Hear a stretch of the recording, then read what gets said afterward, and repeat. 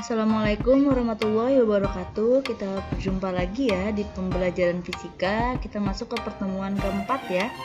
Kita masih bahas tentang materi gerak lurus beraturan dan gerak lurus berubah beraturan. Tapi untuk kali ini yang kita akan pelajari adalah gerak secara vertikal. Jadi sebelumnya sudah kita bahas tentang GLB, GLBB, ada dipercepat, ada diperlambat. Nah, untuk saat ini kita akan fokus bahas untuk gerak vertikal ya.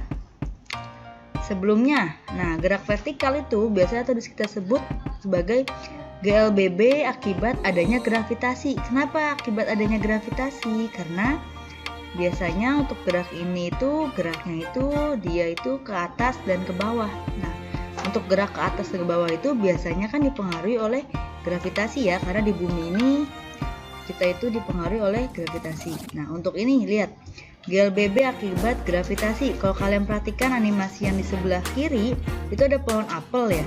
Apelnya jatuh ke bawah. Kalau misalnya kalian perhatikan, kok bisa apelnya ke bawah jatuhnya?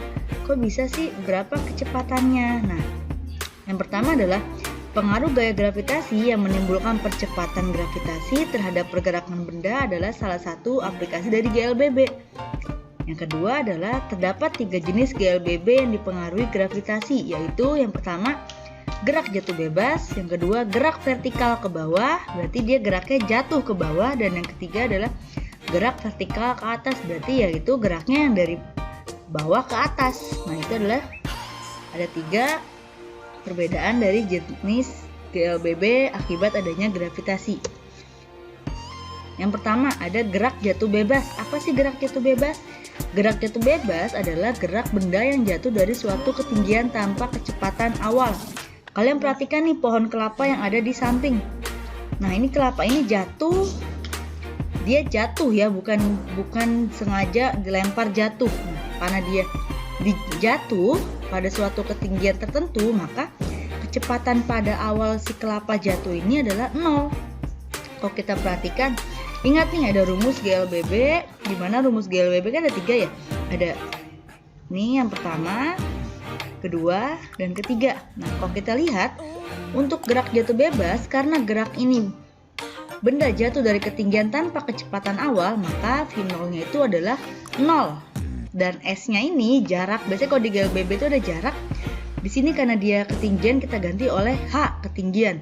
Dan A-nya itu adalah kita ganti dengan G, gravitasi. Kalau kita sambungkan dengan rumus GLBB sebelumnya, lihat yang pertama, S sama dengan V0T plus minus setengah AT kuadrat. Maka kita ubah menjadi S-nya kita ganti H, karena V0-nya itu 0, ya kan? Maka di sini jadi 0. Jadinya tinggal setengah, A-nya diganti G, GT kuadrat. Dan seterusnya sama, yang rumus kedua VT sama dengan, karena V0-nya 0, jadi tinggal G kali T. Ya, rumus ketiga VT kuadrat sama dengan 2 kali G kali H. Itu adalah untuk gerak jatuh bebas ya. Ingat yang kalian harus ingat adalah gerak jatuh bebas itu kecepatan awalnya itu sama dengan 0. Sebagai contoh, kalian bisa lihat di LKS halaman 23 nomor 15. Sebuah benda jatuh dari ketinggian 30 meter di atas permukaan tanah. Jika G sama dengan 9,8 meter per sekon kuadrat, maka 10 meter di atas tanah kecepatannya berapa sih? Berarti kalau kita lihat dari rumus ini, diketahui ketinggiannya itu H sama dengan 30 meter di atas permukaan tanah, dan gravitasinya 9,8 meter per sekon kuadrat. Maka berapa sih kecepatannya ketika di ketinggian 10 meter di atas permukaan tanah? Berarti H yang dicari, H yang ditanyakan itu ketika ketinggiannya 10 meter di atas tanah. Tanya adalah berapa sih kecepatannya VT-nya? Ingat ya, untuk gerak jatuh bebas maka V0-nya itu adalah 0. Kalau misalnya kita lihat, jadi ada benda nih jatuh ke bawah dia ke bawah dengan ketinggiannya itu 30 meter. Ya kan? Ditanya berapa sih kecepatan ketika dia 10 meter di atas permukaan tanah. Anggaplah di sini nih. Ya kan? Ketika hanya dia di sini 10 meter. Ya kan? Jadi dia itu berapa sih nih posisi awal ke posisi akhirnya? Dia sudah menempuh jarak berapa? Kalau kita lihat di sini, berarti dia sudah menempuh awalnya 30, ditanya adalah 10 meter di atas permukaan tanah, berarti dia sudah melewati 20 meter kan?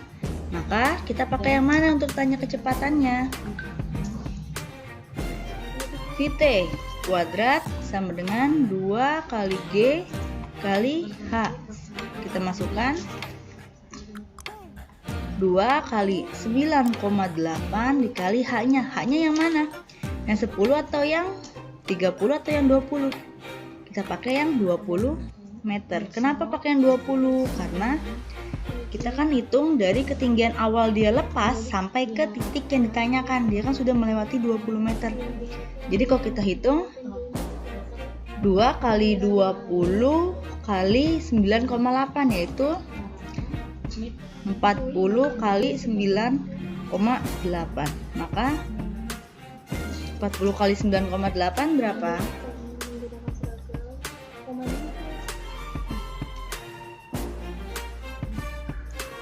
40 kali 9,8 yaitu 392.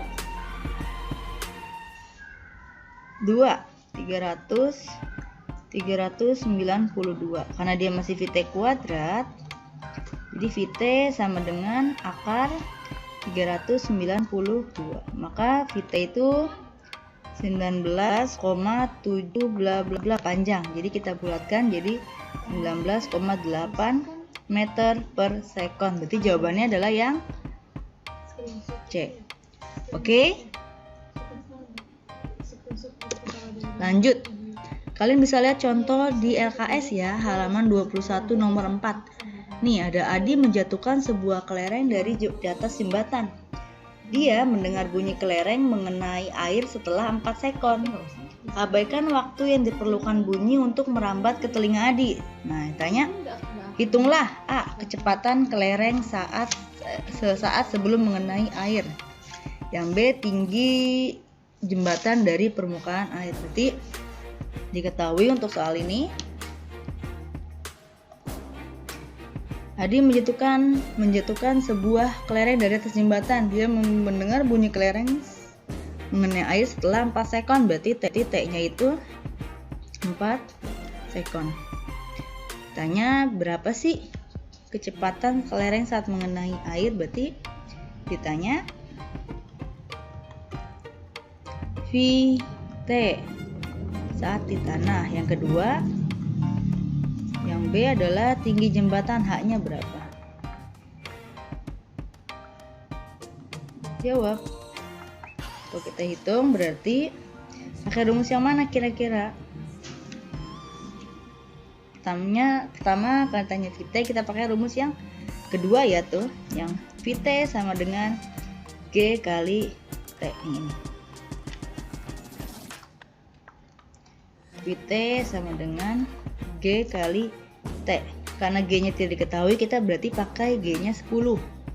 10 kali T 4. Maka Vt-nya 40 meter per sekon. Oke. Untuk jawaban yang B, berapa sih tinggi jembatan dari permukaan air? Kita gunakan yang mana? Yaitu rumus yang pertama. H sama dengan setengah GT kuadrat. Jadi H sama dengan setengah GT kuadrat. Kita masukkan setengah kali 10 kali 4 kuadrat. Berarti ini kita coret 5. 5 dikali 4 kuadrat yaitu 16. 5 kali 16 80 meter. Berarti untuk jawabannya kecepatan kelerengnya saat sampai ke air 40 meter sekon dan tinggi jembatannya itu yaitu 80 meter. Paham? Kita lanjutkan ya. Nah, untuk yang kedua ada namanya gerak vertikal ke atas dan ke bawah. Kalian perhatikan ada gerak meriam nih di sebelah kiri. Ketika meriamnya dilemparkan, ditembakkan, dia membentuk gerak vertikal ke atas. Untuk yang pertama nih, untuk bagian sini dia geraknya vertikal ke atas kan. Sampai ke titik tertinggi, dia turun ke bawah. Itu adalah gerak vertikal ke bawah. Jadi ada gerak vertikal ke atas, ada gerak vertikal ke bawah. Ingat ya, untuk gerak vertikal ke atas, nih, di titik tertinggi, dia itu kecepatannya sama dengan 0. Kenapa sama dengan 0? Misalkan kalian melemparkan benda ke atas. Pada titik tertinggi, dia sempat berhenti dan turun lagi ke bawah. Maka kecepatan pada titik tertinggi itu sama dengan 0. Maka itu yang membuat dia turun lagi ke bawah. Nah, ingat, dia pokoknya sama dengan rumus GLBB ini. Hanya bedanya seperti tadi. Berarti A-nya diganti G, S-nya diganti H. Karena dia gerak vertikal ke atas ke bawah, berarti dia untuk geraknya itu Vt-nya ada dan V0-nya itu kecepatan awalnya berarti ada, tidak 0.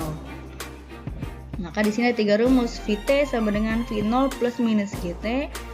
H sama dengan V0t plus minus setengah Gt kuadrat. Yang ketiga, Vt kuadrat sama dengan V0 kuadrat plus minus 2GH. Untuk dia geraknya saat dia gerak ke bawah, untuk geraknya dia ke bawah, nih dia itu bernilai plus. Jadi rumusnya itu jadi plus. Untuk dia geraknya vertikal ke atas, dia jadinya minus. Kenapa? Karena gravitasi itu arahnya selalu ke bawah, ke inti bumi. Jadi yang geraknya ke bawah itu plus, geraknya ke atas itu dia minus. Contoh soal berikutnya ya. Sebuah bola dilemparkan vertikal ke atas dengan kecepatan 60 meter per sekon. Jika percepatan gravitasi G 10 meter per sekon kuadrat, maka tentukan ada 4 pertanyaannya. Yang pertama, ketinggian maksimum yang dapat dicapai bola. Yang B, waktu yang diperlukan bola untuk mencapai titik maksimum. Yang C, kecepatan bola saat tiba di tanah. Dan yang D, waktu yang diperlukan bola untuk kembali ke tanah. Ilustrasinya seperti ini. Kita anggap ada 3 keadaan. Untuk keadaan A sama masih di tanah, keadaan B ketika dia di tinggi maksimum, dan keadaan C dia bola itu kembali lagi ke tanah. Maka untuk di posisi A, kecepatan awalnya itu kan V0-nya itu dia sama dengan 60 meter per sekon. Nah, ingat, untuk gerak ini di tinggi maksimum tadi kecepatannya berapa? Untuk di ketinggian maksimum pasti kecepatannya itu 0 kan, maka akhirnya dia kembali lagi ke tanah. Kita jawab yang A. A itu berarti kan keadaan posisi dari A ke B. Maka yang ditanya adalah berapa ketinggian maksimum capai bola. Berarti diketahui V0-nya 60 meter per sekon. Untuk keadaan A sampai B berarti Vt-nya kan di titik B. Maka kecepatannya itu di titik B sama dengan 0 karena di tinggi maksimum. Kita cari adalah H-nya ya, berarti kita gunakan rumus yang ketiga. Vt kuadrat sama dengan V0 kuadrat, karena dia geraknya ke atas, maka minus 2GH. Vt-nya 0 kuadrat sama dengan V0-nya 60 kuadrat minus 2 kali 10 kali H. 0 kuadrat 0, 60 kuadrat 3600 minus 20. Nah, pindah ruas 3600-nya. Minus 3600 sama dengan minus 20 H. H-nya minus coret. 0 bisa kita coret. Ya kan? Maka H sama dengan 360 dibagi 2. 180 meter. Itu untuk yang A. Berarti yang B, waktu yang diperlukan untuk sampai ke tinggi maksimum T-nya berapa? Kita bisa gunakan rumus yang pertama. Vt sama dengan V0 karena geraknya masih dari A ke B minus GT. Vt-nya kan 0, V0-nya ada nih 60 minus 10 kali T. Minus 60 sama dengan minus 10 T. coret minusnya, 0 coret, maka T sama dengan 6 sekon. Itu adalah jawaban yang B. Untuk jawaban yang C, kecepatan bola saat tiba di tanah. Nah, untuk kecepatan bola saat tiba di tanah, kita fokus untuk gerak dari B ke posisi C, ya kan? Berarti gerak dari posisi B ke C ini kan kecepatan awalnya di posisi B ya. Maka kecepatan awalnya itu 0. Kenapa? Karena kita hitungnya dari posisi si titik B. VT-nya itu kan di titik C. Tanya VT-nya berapa? Maka jadi kan kita tahu ya H-nya itu adalah ketinggiannya 180 meter. Karena kan dari posisi A ke posisi B, kita tarik garis gini, dia kan ketinggiannya 180 meter. Maka tanya berapa sih VT-nya? Pakai rumus yang ketiga, VT kuadrat sama dengan V0 kuadrat, karena dia geraknya dari atas ke bawah, plus 2G. Nah, VT-nya dicari, VT kuadrat sama dengan V0-nya itu 0 tambah 2 kali 10 kali 180. Maka VT kuadrat 2 kali 10, 20 kali 180. VT kuadrat sama dengan 3600. Maka VT diakarin 3600 diakalin jadinya 60 meter per sekon. Sama seperti kecepatan awal ketika dilemparkan. Yang D, bola yang diperlukan sampai bola itu kembali ke tanah. Ingat tadi waktu dari A ke B itu berapa? 6 sekon. Berarti nanti waktu dari B ke C, karena dia sama, berarti 6 sekon juga. Maka total keseluruhannya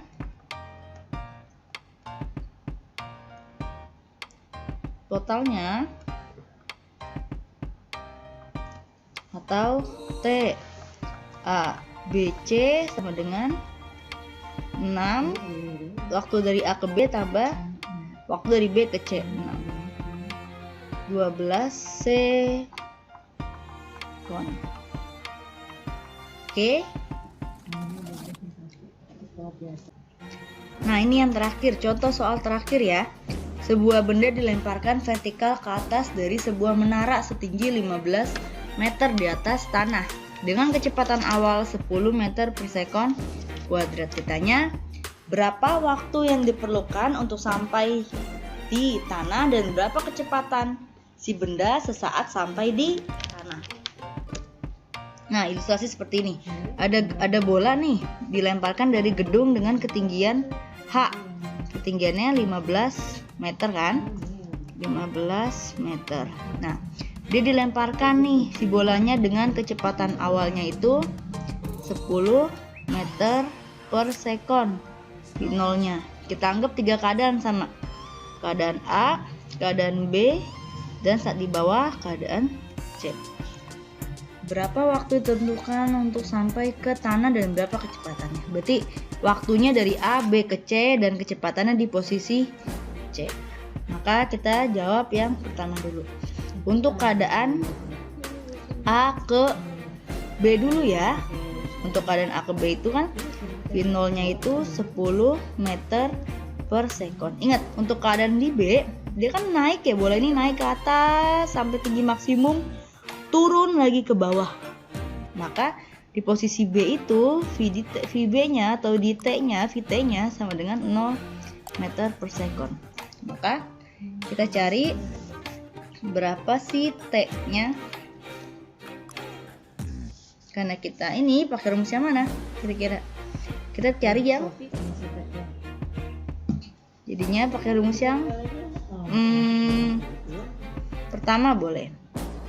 VT sama dengan V0 karena geraknya ke atas minus GT. VT-nya 0 sama dengan V0-nya 10 minus G-nya 10 kali T. Pindah ruas. Minus 10 sama dengan minus 10 T. Coret, coret. Maka T-nya 1 sekon. Ternyata waktu dari A ke B ini 1 sekon nih. 1 sekon. Ya kan? Terus kita lihat lagi waktu dari B ke C. Nah, sebelumnya kita cari dulu sih berapa sih ketinggian dari A ke B. Kita cari ketinggian dari A ke B. Kira-kira pakai rumus yang mana? Kita pakai rumus yang kedua. H sama dengan V0 kali T, karena dia geraknya ke atas, minus setengah GT kuadrat. Maka H-nya V0-nya dari A ke B itu kan V0-nya masih sama 10. T-nya itu tadi ingat sebelumnya kita dapat T-nya dari A ke B 1 minus setengah kali G-nya 10, T-nya 1 kuadrat. Coret, coret 5. Jadinya 10 kurang 5 kali 1 kuadrat 5. Jadi 5 meter. Ternyata ketinggian dari A ke posisi B ini, dia ini 5 meter, ya kan? Nah, enak nih sekarang nih. Berarti sekarang kita keadaan dari B ke, berarti kan kalau dari keadaan B ke C H-nya berapa? Tadi berarti 5 tambah 15 20 meter. Itu adalah ketinggian dari B ke C. Kita cari waktunya ya, ingat. Dari posisi B ke C, kecepatan di titik B, tadi kan B itu titik maksimum. Berarti kecepatan di B, V di B atau menjadi kecepatan awalnya V0-nya itu berarti sama dengan 0. Dengan H-nya 20 meter. Maka kita gunakan H sama dengan V0 kali T, geraknya karena ke bawah jadi plus setengah GT kuadrat. Jadi H-nya itu lihat ya, H dari B ke C 20 sama dengan V0-nya itu kan di posisi B 0 tambah setengah kali 10 kali T kuadrat. Jadinya 20 coret coret 5 T kuadrat, coret coret jadinya 4. Maka T kuadrat sama dengan 4. Jadinya T 2 sekon. Ini T dari B ke C. Yang tadi sebelumnya adalah T dari A ke B. Maka kita bisa tahu nih,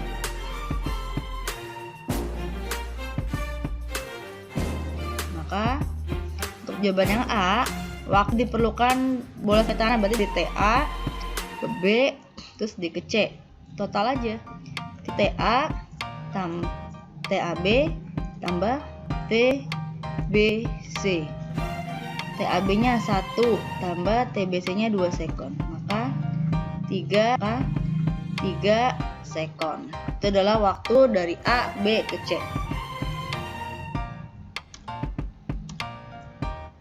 Untuk jawaban yang B, berapa sih kecepatan sesaat sampai di tanah? Berarti VT di C, berapa sih VT di posisi C berapa? Berarti masih keadaan B ke C ya. Kita gunakan VT kuadrat sama dengan V0 kuadrat karena dia geraknya ke bawah plus 2GH. VT kuadrat sama dengan V0 kuadratnya di posisi B 0 tambah 2 kali G nya 10 dikali H nya. H nya itu dari keadaan B ke C 20 meter. Jadinya VT kuadrat 2 kali 10 kali 10 20 kali 20 400. Jadi diakarkan Jadi VT sama dengan akar 400. Maka VT di C itu adalah 20 meter per second. Oke. Ini nanti akan ada di UTS ya. Jadi materinya itu untuk UTS ada 2, ada bab 1 dan bab 2 sampai ke GLBB vertikal. Sebelumnya saya ucapkan terima kasih atas perhatiannya. Assalamualaikum warahmatullahi wabarakatuh.